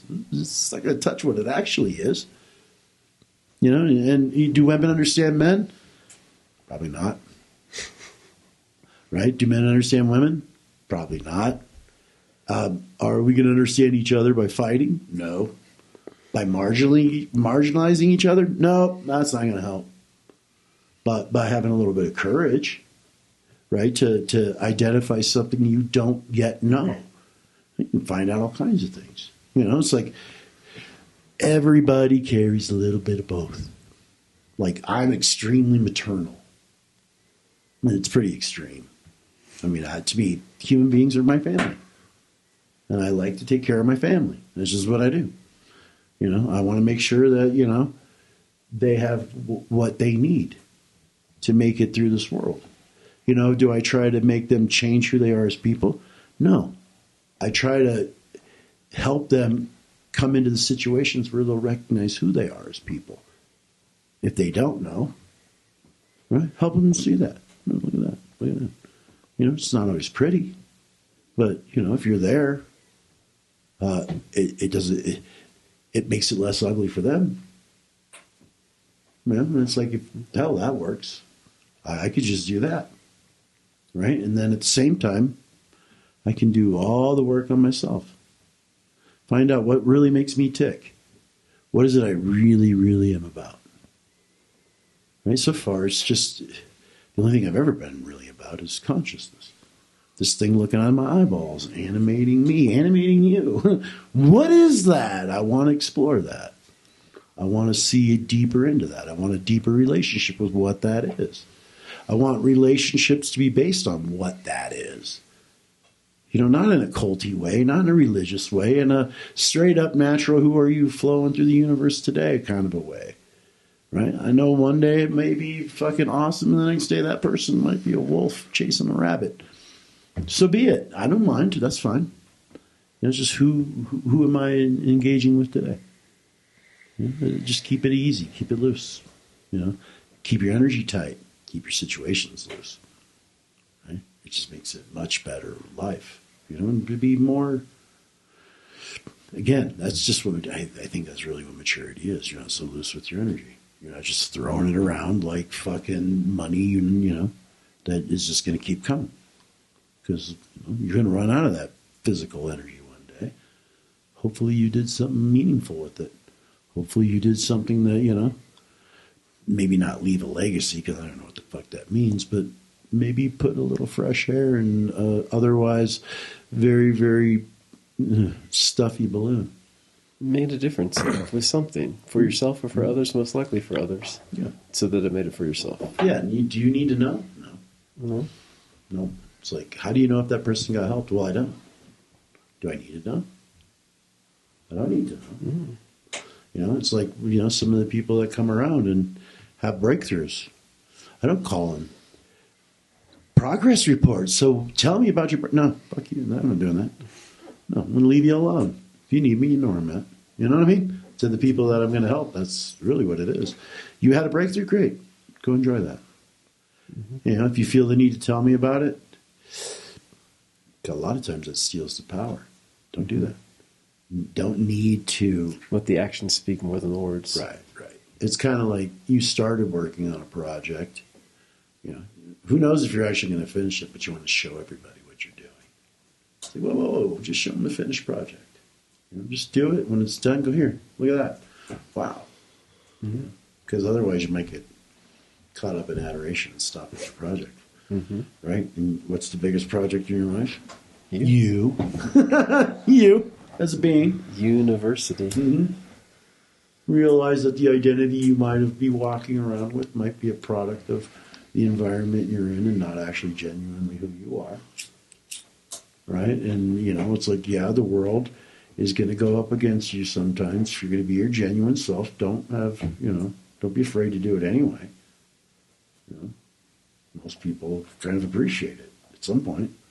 They might not in the beginning, but when the shit hits the fan and they realize you might be the only sane voice they've ever heard, it changes things. I've had a lot of people that have been very upset at me, call me 2 years later and go, I want to apologize. Like, for what? Well, you know, this thing was happening the other day and all I could think about is what you had told me. And man, it was like you were fucking pointing at the situation exactly, and I realized how dumb I was being. It's like, yeah. You got offended. But in the end, you see, you know, and I'm not trying, I never seek to, like, demean anybody. But if you're doing dumb shit, you're going to probably feel demeaned when someone says it. Yeah. Just like I would if somebody, I was like, oh, shit. I'm a fucking idiot.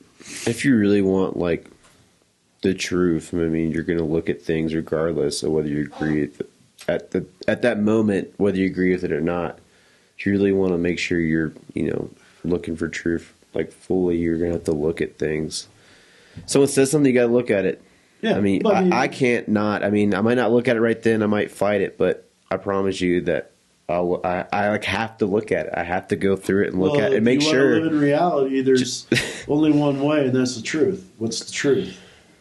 Right? Is the truth like something you can speak or something you know or something you hold? No, it's all in movement. It's all in constant movement. It shifts, it changes, it shifts, it changes.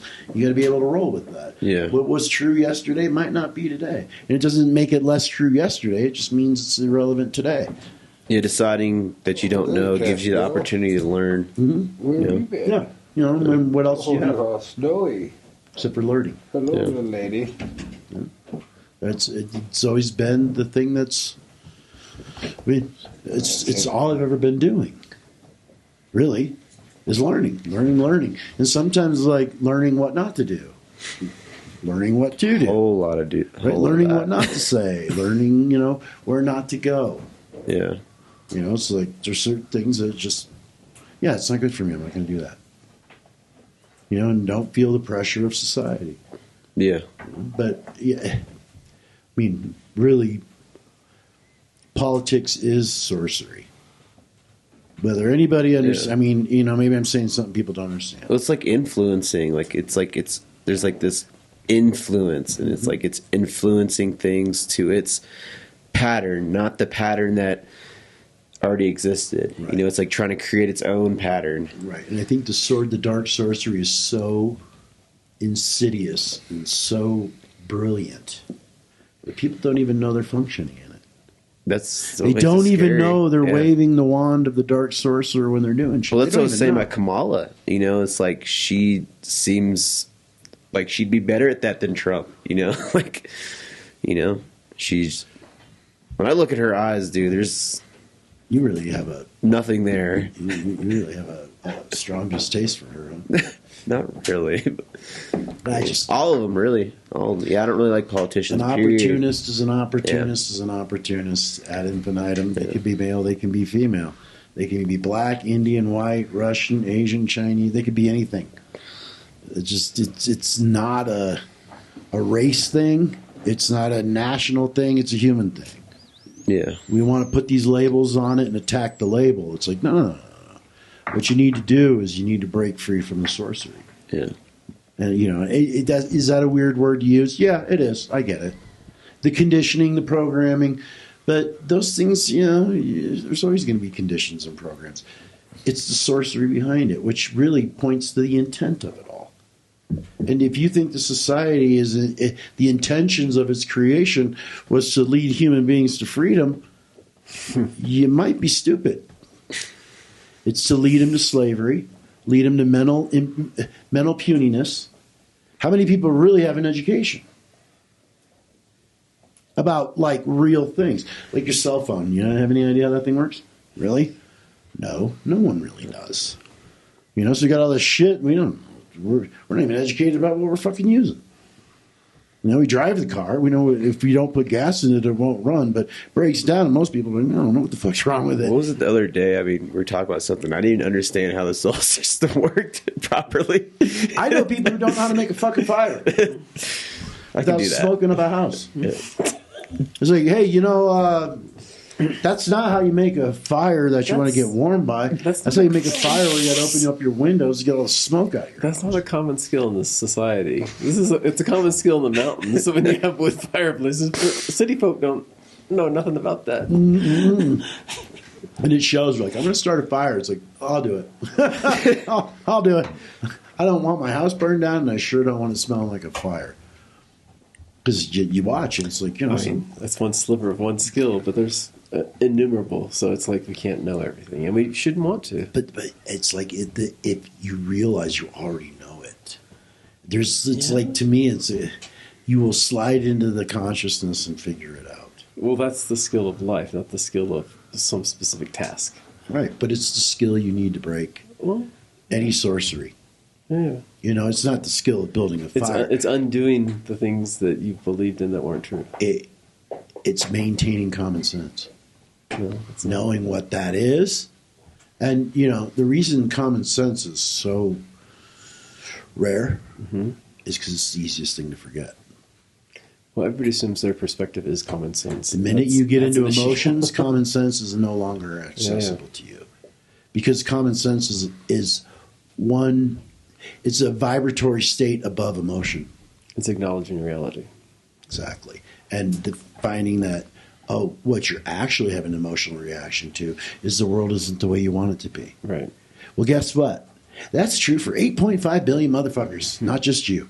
Mm-hmm. Some can cope, some can't. And if the sorcery's strong, you have to have it your way. Right? You just like the dark fucking sorcerers just creating an army of dark little sorcerers running around. Like, shh, calm down. Be careful what you're playing with. That shit can age you much quicker than you want to be. That shit can make you feeble before you're 40. And you've seen that. Mm-hmm. Broken people just can't even fucking manage their own bag of meat. Right? At all. In their 30s. It's like, yo, Holmes, you need to fucking really settle down and start figuring out what it is to be a human being. What is this thing that's animating the human being? What is this thing that's thinking through you? What is this thing that's acting through you? Are you sure you're clear with what that is? You sure you're using that from a place that's legitimate? Or are you just acting out of chaos? Or are you just acting out of madness? Are you just acting out of a manic phase? Or are you actually about something? And that's a rarity. There's a lot of people who are just along for the ride. They're not really here to, which is fine. We need all kinds. And if there's people here that really don't have any direction in their life and they just need someone to tell them what to do, we got plenty of places for that. But I think, humanity, a larger section of them don't want that anymore. Right? This yoke we're all under, it's not just America, it's everywhere. Mm-hmm. This yoke is everywhere. It's global. It's not one person, one country, one group. No. It's a thing that has dominated humanity for a very long time. Mm-hmm. And, part of the apocalypse, which I think we're fully into now, what does apocalypse mean? The great revealing, to reveal. It's to show you what you've been under for so long. Mm-hmm. And can it be shocking to see? Yeah. And when the fucking veil gets pulled back and you get to see who the players are, yeah, that shit can be really unnerving. Mm-hmm. But you've made it through. You're still here. You can assert yourself in such a way that you just make sure that you don't fall for this shit again. Right? You just try to break the sorcery you're under. And how will you know when that sorcery is broken? You won't need anything to have well-being. That well-being will come from eating food, drinking water, breathing air, and getting some sleep, and hanging out with people you love and like. Mm-hmm. Do they necessarily, it could be anybody. That's how you know. You don't need all this fucking shit going on all the time. You don't need these fights. You don't need these conflicts. You don't need to have these disagreements. You don't need to have these emotional reactions to everything. You can just see, you could say, well, it's hard to be like that and when the world's like this. Not if you actually understand what allegiances you had to it and what that did to you. If you actually understand that, it's actually easy to sever. And it's not that, I'm not participating in society anymore. Obviously I am. It's not that at all. It's you understand it's not a game. And there is no winners. That this is a place for people to learn. And the best you're ever going to feel is if you learn, and in your learning, someone else is influenced to learn. There's nothing more than that. It seems simplistic, but it's really, when you boil it down, that's what it is. For me, anyway. It's a big deal. I don't know if people would agree with that or not. I think that's the balance with the whole, living up here and still going to society it's kind of like the controlled folly aspect. It's like still being able to experience and enjoy those things, but not having an attachment to them or being you ruled them, you ruled the relationship with those things. It doesn't rule you, right. Well, yeah, it's like not needing them. Carlos would tell me, first of all, you'll never own a house, right? It owns you. Yeah. It's like, yeah, 150 acres sounds nice, doesn't it? I've never really wanted a house. I've always been that just sounds like now it's like a weight. Yeah. If you know who you are, then there's a purpose for it. Yeah.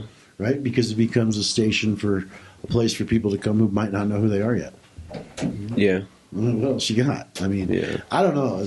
I know. I could never think about having a house. I don't even know what the fuck I want or where I'm going or what I'm supposed to do or who the fuck I even am. Like, how am I going to get a house? And like, it's like deciding when to stay here for forever. It's like, I don't think I'm there yet. Like, you know, to just know, like, all right, Well, I've been this is hanging it. out, I've I'm been hanging staying out with here. you guys. You guys got to come to Alaska and come check out my house. Yeah. It's cool. Yeah. Yeah. I think the I want to meet your summertime, friends. the summertime's the plan. Yeah, That's the nicest time to visit. So yeah, we're gonna come up in the summer. I want to drive. I'm gonna convince these guys we're driving. that's fine. You might have to hide me in the trunk. I don't know if I can go through Canada. We'll just Try it. You fly over with me. So Just fly Drop you in Seattle and Just you can fly fly over. over. Okay. Yeah, it's because you were such a rude boy. I'm just such a dangerous pot dealer. You're a rude boy. Street entrepreneur. Yeah. In your Let's youth. just say that if you decide you're gonna, you know, this was when you were a kid, right? Yeah. Don't go to Kansas, man.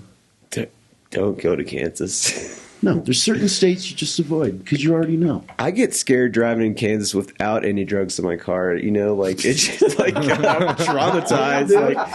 Like Damn. they pulled me over one time because my license plate was flapping in the wind. Well, Like, Dude, they got. I mean, they Yeah. got to make some money somehow, yeah, right? I mean, you been in any of those Kansas towns? They're really not that interesting. yeah. I spent a whole couple of years in them. The most interesting thing is reading the police blotter. So you're it. Yeah. Oh, look, this kid got in trouble. We got caught with weed in Kansas. Yeah, I was on the front page of the newspaper actually. Were you? Yeah, Wow. the online one. Yeah, I was on the newspaper. Impressive. Yeah. Nice, you're famous. You had your 15 minutes of fame. I guess so. I don't think it's true that people have 15 minutes of fame. I think what they get is 15 minutes of clarity. And you better capitalize on that and stretch as far as you There is a can. lot of clarity there. Well, there's certain states that I just won't. I have no reason to visit. yeah, so Kansas is off the list. Lawrence, Kansas is all right.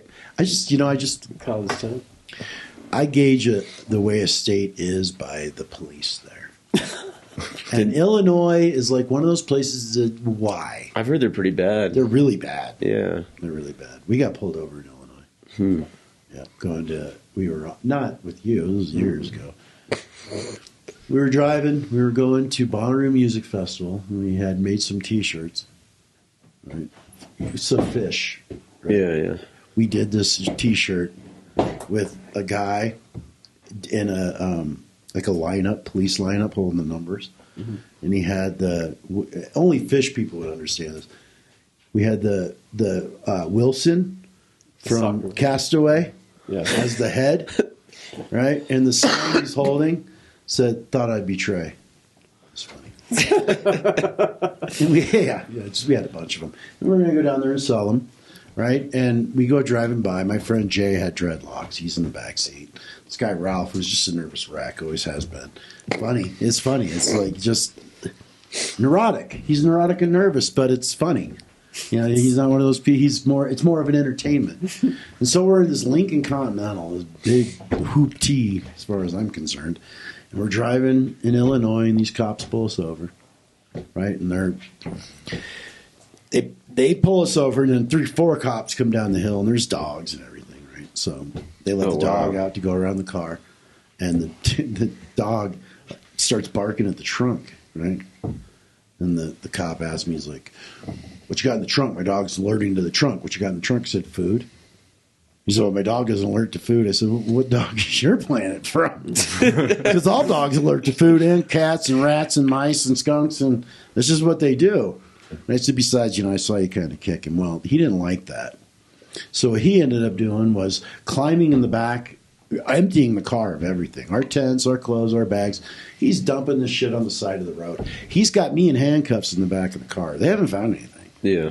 Right? They've got Ralph in another car, another cruiser, the dog out, and Jay being the dude with the dreadlocks. They're interrogating him. Yeah. "Jay, drugs in this car?" He's like, "No, man. No. And we did. We had some weed and some hash. And my friend Ralph, when we're getting pulled over, we had a bag of like food, trash. Yeah. He just stuck it in food trash and just buried it in there. Yeah. They searched this car for 2 hours. They never found it. Right? So they got the trunk emptied out. Right? And I had some more ganja in the back of the truck. We're going to a music festival. Yeah. You got weed on you. But I had it behind the spare tire, right?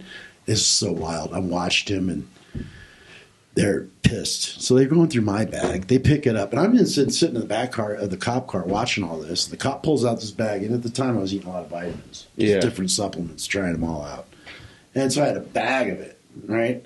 And he does the whole points to it, to his buddies. He goes up to Jay, he's like, what's this? And I can hear Jay goes, the dude's a vitamin freak. I don't know, man. Those are just fucking vitamins. It's like, and then at the time, I wasn't drinking coffee. I was drinking yerba mate, right? So I had this big... Back then? Yeah. Big gallon bag of yerba mate. I learned about it from reading about, what's that guy's name? Che Guevara. He was big. And so I wanted to try it, so I ended up buying some. And I'm drinking it, but I have this big freezer bag full of it. He pulls that out, thinking he's found weed. Oh, you can hear him. I got it. Check it out. Got it. He opens the bag to smell it. He just gets a bunch of dust in his face. The hell is that? He's like, it's tea, man. So Jay is telling the cop in front, he's like, look, I think there might be like a gram or two in the front seat somewhere. Because we had some, and I don't know where it's at. So they go ask Ralph, and, Ralph realizes Jay has said something. He's like, yeah, it's in the trash bag. So they find like 1.5 grams, right? Yeah. Well, meanwhile, this guy's going through the trunk, right? And I'm looking at him, and I'm thinking, this is just so wrong that all this is happening. And it was the craziest thing. I could feel like this kind of energy come in. He's in the trunk, and he's reaching for that spare tire. It's like, man, he finds that, we're in trouble. And he couldn't quite reach. So he goes to back up so he can lunge forward a little more. Well, when he goes to back up, he hits his head on the latch for the trunk. Yeah. And he's bleeding out of his head all over the place. Right? And I'm just laughing in the back of the cop car. And he slams the lid. Meanwhile, my clothes are on the side of the road. The tents are out. The shirts are everywhere. Right? And they're like, because they kept asking us, where are you going? I'm like, that way. Well, we need to know where you're going. I said, I told you, that way. We're going that way. Well, where are you going? That way. I just kept doing it. Right? And finally, Jay's like, we're going to Bonnaroo Music Festival, which kind of made him really go nuts. Yeah, right? Because you're going to a music festival, and we're going to bust you for something. Right? So at the end, he's like, if you would have just told us you had weed in the car to begin with, this would have went a lot quicker. I said, well, I probably saved a bunch of kids from being harassed by you.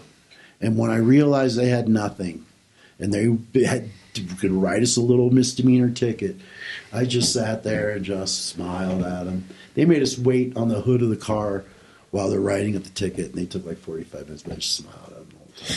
But the other time that went to a Grateful Dead show in Chicago, we're leaving the parking lot, right? And it's just a traffic jam. This car gets ahead of me by about 30 feet. And this cop's like, move it forward. I'm like, there's nowhere to go, right? And he looks at me, he's like, you want to talk back to me? I'm like, no, there's just nowhere to go. He's like, do you want to go to jail tonight? And it's like, how would you feel about going to jail tonight?